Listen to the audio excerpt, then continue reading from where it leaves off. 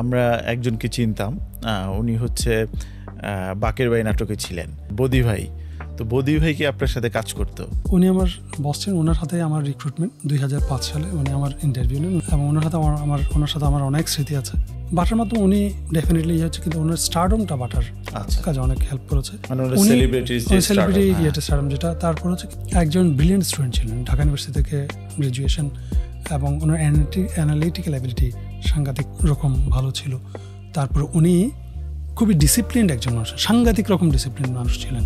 উনি কোনো ডেভিয়েশন পছন্দ করতেন না। সো ওনার সাথে যারা কাজ করতেন, they had to be on their টো।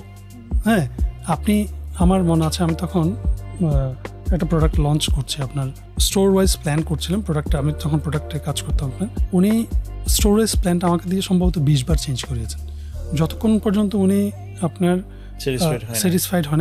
খুবই মেথডিক্যালি কাজ করতেন, খুবই ডিসিপ্লিন নিয়ে কাজ করতেন, এবং শেখার মতো ওনার কাছ থেকে শেখার অনেক কিছুই ছিল। এবং ভেরি ইন্টারেস্টিংলি মেবি আপনি এখন তার পজিশনে আছেন, রাইট? জি, আমি ইন্টারেস্টিংলি আমি ওনার পজিশনে আছি। উনি আমাকে এনকারেজ করতেন এবং বলতেন যে আপনাকে আমি চাইতাম আপনি এই ধরনের পজিশনে আসেন। তো বিভিন্ন সময় ফোনে কথা হতো, এবং হি ওয়াজ মাই ওয়েল উইশার।